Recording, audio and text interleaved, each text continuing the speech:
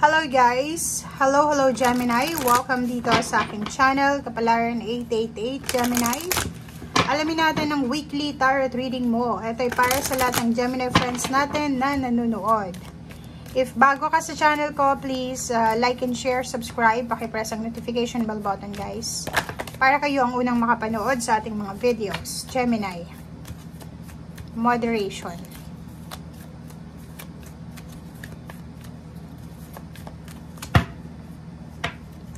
Okay, next is light. Wow.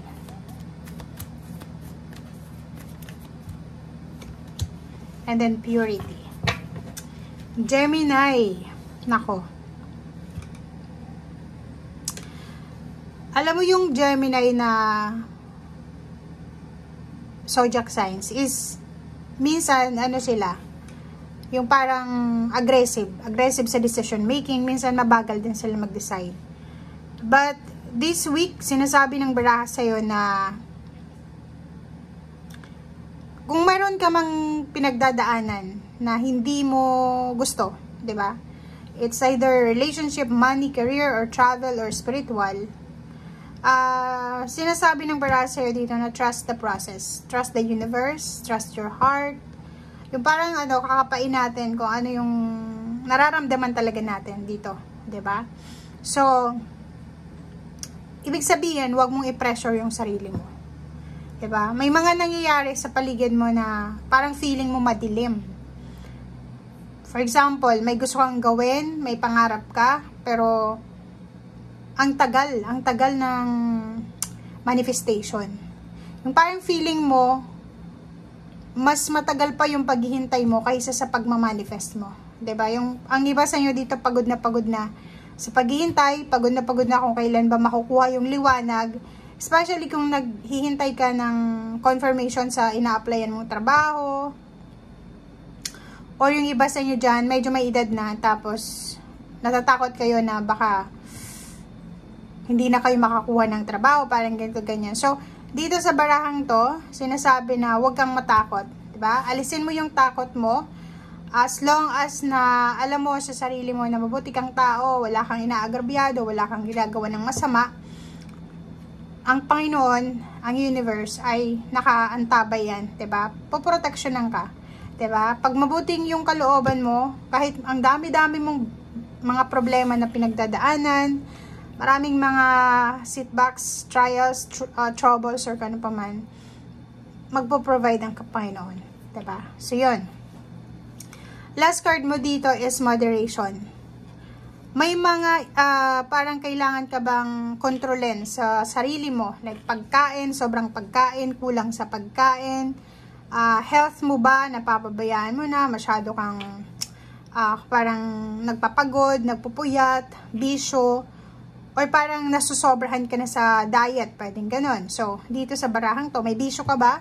Or kung ano man to, mga negativity, mga negative thoughts, yung palagi kang nag-overthink, nag-analyze ng situation, kailangan mong moderation. Kailangan mong bawasan yan. Kasi nakaka-stress yan eh. 'Di ba? Yung wala pang nangyayari, advance ka nang mag-isip.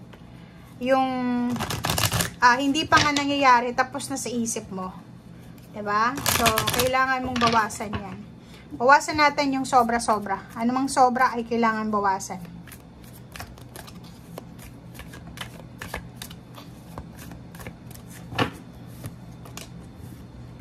Okay. This week, marami kang mga maaalala na mga nangyaring maganda or kahit hindi maganda sa nakaraan. 'Di ba? Yung parang magbabalik tanaw ka. 'Di ba? Magbabalik tanaw ka doon sa mga nangyaring maganda sa buhay mo for the past few years or months. And at the same time, yung mga hindi maganda. Parang magre-reminisce ka ng past mo. Dito naman sa movement, choices, and decision, siguro dahil sa mga nangyari sa nakaraan, magbabago yung perspective mo dito. Magbabago yung mindset mo, magbabago yung emotion mo, magbabago lahat. So, kung may mga kailangan kang pagdesisyonan, mga decision making na kailangan na mabilis, kailangan mo din na pag-isipan ng mabuti. Pero hindi yung sobra-sobra na sinasabi ng moderation dito na masyado tayong nagiging yung parang tamang hinala. Okay? Dito, dapat balance lang. Balance lang. Like, for example, may kailangan kang gawin, may kailangan kang pagdesisyonan, mga lang, 1 day or 2 days lang na decision making, pwede mong magawa. Kasi hindi yung iba na nag-offer ngayon mismo, biglang nagdesisyon agad. Impulsive yun, aggressive.